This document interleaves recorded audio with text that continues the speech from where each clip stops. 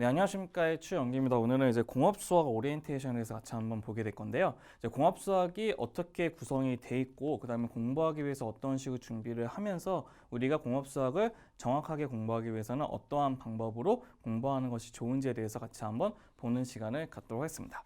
네, 일반적으로 우리가 이제 공업수학이라고 하는 것은 이런 식으로 되어 있는데, 우리가 일반적으로 공업수학 1, 2라고 되어 있는 것이 있는데, 우리가 공업수학은 특히 여러 가지 이제 학문들이 결합되어 있는 수학을 뜻해요. 그게 어느 정도냐면 수학에 있는 여러 가지 있는 과목들 중에서 이제 공학도 한마디로 이제 공대생들에서 이제 얘네들이 꼭 필요한 과목들만 딱 모아서 만들어진 수학을 이제 공업수학이라고 얘기할 수가 있는데, 첫 번째 파트는 이제 미분방정식이라고 하는 것이 있는데, 미분방정식은 모든 문제를 풀기 위한 기본적인 초석이기 때문에 미분방정식이라는 내용이 있고, 그다음에 걔네들에 관련된 변수가 여러 개가 늘어났을 때 걔네들 벡터를 이용해서 구하는 파트를 구하기 때문에 선형대 수학이라고 하는 파트가 거기서 들어가게 될 것이고요. 그럼 가끔 가다가 우리가 실변수에서 구하지 못할 때 이제 복소변수를 이용해서 구하는 경우가 있는데, 그 복소변수로 구하기 위해서는 그 복소수에 대한 해석 과정을 알아야 되기 때문에 복소 해석에 대한 내용이 필요하고요. 그 다음에 미분방정식을 손으로 풀지 못할 때는 걔네들을 컴퓨터로 이용해서 풀어야 되는 수치 해석의 단계를 가져서 우리가 공업수학이라고 얘기할 수 있는 것입니다. 한마디로 어떻게 기억하시면 되냐면, 저희가 어떠한 그 물리적인 현상이냐 아니면 화학적인 현상 아니면 생물적인 현상들을 미분방정식을 해서 만들어서 걔네들의 문제를 풀기 위한 방법으로 풀기 위해서 여러 가지 선수적인 과목들을 공부하는 것을 우리가 공업수학이라고 얘기하시면 좋을 것 같은데요. 그래서 우리가 일반적인 공업수학의 비중은 어떻게 되냐면, 일반적으로 이제 미분방정식 파트라고 하는 상미분방정식, 그 다음에 변수가 여러 개가 구성되어 있는 편미분방정식, 그 다음에 얘네들의 이제 변환에서 풀고 있는 라플라스나 퓨리에 변환이라는 이 네 가지의 큰 카테고리에 구성되어 있는 미분방정식이 있고요. 그 다음에 우리가 이제 벡터라고 하는 그 뭐 선형대수에 관련된 내용도 하나 있고, 그 다음에 유수정리라는 게 뭐냐면 어떠한 그 적분의 값을 쉽게 구하기 위해서 우리가 걔네들이 갖고 있는 나머지를 이용해서 구하는 정리인데, 그거는 복소 해석에서 있는 내용이거든요. 이 세 가지 파트를 포함해서 우리가 공업수학이라고 얘기할 수가 있는 것입니다. 당연히 우리가 비중은 미분방정식이 가장 큰 비중을 갖고 있겠죠. 맞죠? 그래서 얘네들이 갖고 있는 우리가 얘네들이 공업수학의 과정도가 될 것인데, 그럼 과연 이 공업수학은 어떤 학생들이 들었을 때 좀 더 약간 효율적으로 들을 수 있냐? 첫 번째는 바로 어떤 것이냐면, 당연히 우리가 공업수학을 바로 활용하게 된 공대생들은 바로 공업수학을 좀 준비를 하셔야겠죠. 당연히 얘네들은 준비를 하실 수밖에 없는 거고, 두 번째는 이제 이과대학이나 이제 공과대학으로 이제 편입을 준비하는 대학생들, 편입을 준비하는 대학생의 경우에는 어떠한 학교 같은 경우는 미분적분학만 보는 경우도 있겠지만, 또 어떠한 학교는 미분적분과 공업수학을 둘 다 보는 학교가 있기 때문에 두 가지를 같이 예를 들어서 이제 그 공업수학을 준비하는 경우에는 이 공업수학을 정확하게 공부해 준 다음에 편입시험을 봐야지만 그걸 시험을 합격할 수가 있겠죠. 세 번째는 이런 경우도 있어요. 공과 대학원을 가는데, 저는 이제 공과 대학을 나오지가 않은 다음에 공과 대학원에 간 경우에는 바로 그 수업을 듣기가 쉽지가 않아요. 대학원 같은 경우에는 이미 그 과정에 대한 학사 과정을 받고 온 친구들이기 때문에 그 과정에 대한 공부를 했을 때는 이미 어느 정도의 지식은 있다는 가정 하에서 수업을 진행할 수밖에 없어요. 그렇기 때문에 기본적으로 이 공과 대학원을 가는 학생들 같은 경우, 특히 예비대학원생 같은 경우는 미리 준비해두고 가시면 좀 더 그 심화나 응용과정 공부할 수 좀 더 편리하게 공부할 수가 있다는 것이겠죠. 그 다음에 또 어떤 것이냐면, 이제 이공계열 중에서 이제 미분방정식이냐 선형대 수학, 복수해석학을 듣는 친구들이 들어보면 좀 좋은 과목들 중에 하나가 된다는 것이겠죠. 이런 식의 우리가 수강대상을 좀 갖고 있다는 것을 확인해 볼 수 있는데, 그러면 이 공업수학을 듣기 전에는 미리 꼭 해야 될 것이 바로 무엇이냐? 첫 번째는 바로 무엇이냐면, 당연히 고등과정의 수학을 먼저 해주셔야 되는 것입니다. 그래서 우리가 일반적으로 저희 이제 탑그레이드에서는 저희가 이제 중등과정까지 부족한 친구들을 위해서 이제 중등과정에서는 이제 기초수학이라는 과목이 있고요. 그다음에 고등과정에서는 기본수학인 과정이 있습니다.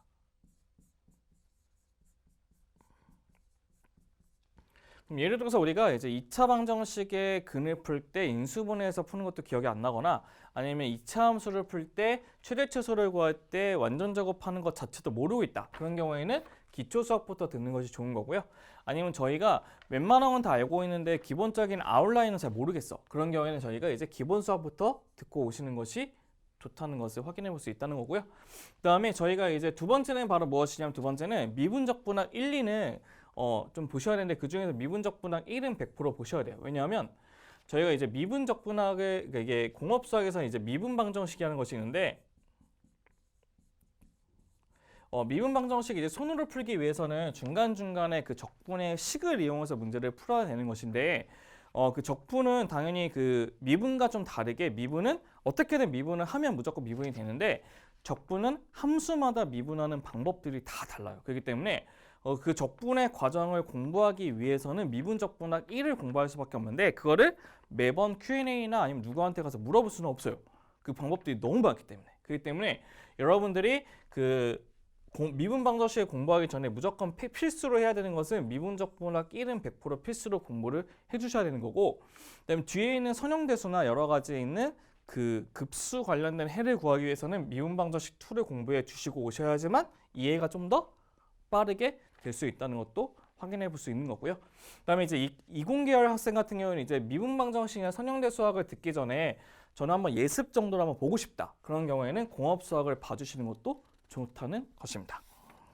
네, 그러면 이제 어떤 것이 있냐? 그럼 어떤 것이 있냐면 저희가 어떤 것을 좀 많이 질문을 받냐면 저희가 이제 미분 방정식을 공부를 하기 위해서 그 미리 뭐를 공부해 두면 좋을까요? 하고 얘기하는 친구들이 굉장히 많습니다. 되게 Q&A에서 많이 제 질문을 받는 것 중에 하나거든요.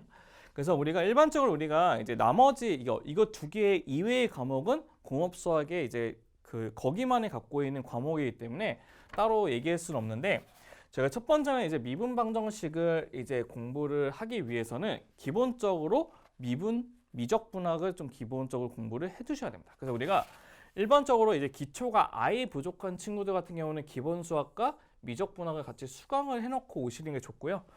저는 이제 미분적 분학을 웬만큼 다 수강을 했기 때문에 어느 정도 기본적인 실력을 갖고 있어. 그런 경우에는 바로 공업 수학을 수강하시면 될 것 같습니다. 두 번째 이제 벡터 관련된 내용을 이제 수강을 할 때는 기초가 부족한 경우에는 당연히 기본 수학과 그다음에 고교 과정에 있는 기하를 먼저 수강하신 다음에 그다음에 미분적 분학 수료하고 그다음에 여기 다시 수업을 들으시는 게 좋고 아니면 미분적 분학 수업하는 경우에는 바로 공업 수학을 수강을 하시면 된다는 뜻이에요. 그래서 우리가 이 파트를 공부하기 위해서 먼저 선수적으로 공부해야 되는 것은 미분적 분학이 1이기 때문에 미분적 분학 1은 먼저 공부를 해주시고 오시는 것이 도움이 될 것이고 그 다음에 이제 미적 분학 2라고 하는 파트에 있는 그 벡터나 여러 가지 유수적분 같은 거를 공부하기 위해서는 일반적으로 알고 있는 기본 수학에 있는 내용을 꼭 아셔야 되고 그다음에 고교 과정에 있는 기하 파트도 기억을 해줘야 되고 그다음에 미분적 분학 내용에 있는 벡터 파트, 일명 2라고 해야죠. 2의 과목을 같이 공부를 해주셔야지만 그 부분에 해당하는 공업 수학 2의 내용을 수강할 수 있다는 것을 확인해 볼 수가 있는 것입니다. 네, 그러면 이제 우리가 공업 수학은 도대체 어떻게 공부를 해주셔야 되냐? 공업 수학은 약간 미적 분학과 공부하는 방식이 조금 다른데요. 왜냐하면 미적 분학 같은 경우에는 기본적인 수학이고 그 수학의 기본이 되기 위해서는 그 원리를 체계적이고 철저하게 증명을 할 수 있어야 되는 거거든요. 그렇기 때문에 미적 분학을 공부할 때는 처음에 가장 중요한 건 증명 과정을 철저하게 외워주시는 게 그 공부 방법이라고 생각하게 된다면 공업 수학은 약간 어떤 것이 있냐면 증명과 원칙보다는 과정과 풀이 과정에 좀 위주로 공부를 해주셔야 됩니다. 왜냐하면 어쨌든 간에 모든 과정에 있는 내용들은 문제에서 설명을 해줄 수밖에 없어요. 왜냐하면 물리적인 성질의 문제를 풀 때는 그 물리적인 성질에 관한 내용을 뭐 수학적, 물리적 정보라고 해서 줄 수밖에 없거든요. 그렇기 때문에 우리가 그 주어진 문제에 관련돼서 어떻게 해석이 되면서 문제를 풀 수 있는 과정들이 중요한 거기 때문에 증명과 원칙보다는 과정과 풀이 과정을 위주로 연습을 해주시는 것이 고득점의 요지가 될 것입니다. 두 번째는 무엇이냐? 두 번째는 이제 실생활에 적용하는 연습이라는 것은 무엇이냐면 예를 들어서 우리가 그 편미분 방정식에 있는 뭐 이제 PDE를 공부했다고 치면 그 PDE에 의해서 파동 방정식을 공부했대요. 그럼 파동 방정식을 공부했다고 치면 거기에 관련된 실생활 문제에 적용하고 있는 문제들이 있을 거 아니에요, 기본적으로. 그럼 그 문제들을 우리가 파동 방정식으로 만들어서 문제를 풀 수 있는 유도 과정들이 있을 거 아니에요. 그 유도 과정들을 연습하지 않게 되면 문제를 볼 때마다 이게 무슨 문제야? 뭐지? 그렇게 돼요. 그렇게 되면 당연히 이 내용을 알아도 문제를 풀 수가 없기 때문에 당연히 고득점이 나올 수 있는 요지가 될 수가 없다는 거예요. 그렇기 때문에 우리는 그 실생활 문제에 적용할 수 있는 연습부터 같이 해두시는 것이 좋다는 것입니다. 그다음 제가 또 많이 질문하는 내용이 뭐였냐면 거의 공업수학에 보면 문제를 풀 때 밑에 보면 물리적인 정보라는 것이 있어 거기에 관련된 공식이 나오는데 사실 그 공식은 그 물리학적인 정보기 때문에 그건 저희가 갖고 이용해 먹으라는 것이에요. 근데 간혹가다 어떠한 경우가 있냐면 그 공식이 왜 나왔냐고 물어보는 경우가 있어요. 사실 그거는 저희 공업수학에서 할 수 있는 게 아니고요. 사실 그 물리적인 그 성질에 있는 공식이나 생물학적인 공식 아니면 화학적인 공식 같은 경우에는 그 물리 그 기본 물리학 아니면 일반 물리학 아니면 일반 화학 아니면 일반 생물학에서 이제 공부를 하고 와야 되는 거기 때문에 여러분들이 간단한 물리적인 내용 같은 거 궁금하다고 생각하시면 물리학 체육공 이용해서 확인해 보셔야 됩니다. 이거는 저희는 사실 그것을 가지고 적용을 시켜서 문제를 푸는 공부를 하는 거잖아요. 그렇기 때문에 여러분들이 그 내용이 궁금할 때는 당연히 그 내용에 관련된 책을 갖고 와서 확인해 볼 수밖에 없다는 뜻이에요. 그래서 꼭 주의 깊게 보셔야 되는 거는 간단한 물리적인 내용이나 거기에 있는 물리학적인 정보 같은 내용들은 다 거기에 관련된 전공 책을 가지고 한번 확인해 보셔야 된다는 뜻이고, 그다음에 네 번째는 무엇이냐면 우리가 아까 얘기했듯이 첫 번째하고 두 번째하고 이제 연결되는 것인데요. 우리 과정과 풀이 과정이 중요하고 그다음에 적용하는 연습이 중요하다. 그렇기 때문에 우리가 당연히 문제, 고득점이 나오기 위해서는 많은 문제풀이가 필요해요. 그러기 위해서는 연습 문제를 웬만하면 최대한 다 풀 수밖에 없다는 것이죠. 최대한 연습 문제를 최대한 많이 푸셔야 돼요. 왜냐하면 공업수학 같은 경우에는 그 연습 문제 딱 보시게 되면 그 1번부터 쫙 다 간단하게 나오거든요. 1번부터 이제 예를 들어서 뭐 그 저희 1-1장을 공부했다고 치면 뭐 별 1이라고 하는 챕터를 공부하면 그 챕터에 관한 내용이 한 6, 7개씩 연습 문제 다 있어요. 이렇게. 그럼 챕터 2를 공부하면 그 2에 관한 연습 문제 5개 이렇게 있고 뭐 이런 식으로 쭉쭉 있기 때문에 여러분들이 그 내용들에 관해서 확실하게 공부할 수가 있고 중간중간에 꼭 여기에 들어갔으면 좋겠는데 왜 안 들어가 있지 생각하는 그 내용들이 있어요. 그 내용들 연습 문제 딱 보면 가끔씩 연습 문제 들어있거든요. 그래서 저희 공업수학 수업에는 제가 이런 것들은 다 이제 같이 언급하면서 수업을 진행을 하거든요. 근데 간혹 가다가 여기 이 파트가 분명히 여기 있어야 되는데 왜 없지 해서 딱 봤더니 연습 문제 바로 이거를 응용해서 이렇게 문제를 쓰시오 아니면 증명하시오 이런 식의 문제가 나와요. 그렇기 때문에 여러분들이 그 공업수학에서는 연습 문제를 꼭 풀어주셔야 돼요. 안 풀어주시면 여러분들의 그 내용 자체를 완전히 100% 이해했다고 할 수도 없고 그다음에 시험 대비가 전혀 안 되실 거예요. 그렇기 때문에 그 내용 자체는 100% 같이 한번 공부해 보시는 것도 좋을 것 같습니다. 네, 오늘 여기까지가 이제 어떤 것이냐면 이제 공업수학에 대한 오리엔테이션이 되고요. 근데 공업수학 같은 경우는 이제 다른 거와 좀 다르게 처음 이제 복학하는 친구들이 많이 듣는 경우도 많기 때문에 저희가 최대한 꼼꼼하고 최대한 자세하게 이제 설명을 좀 해놨고요.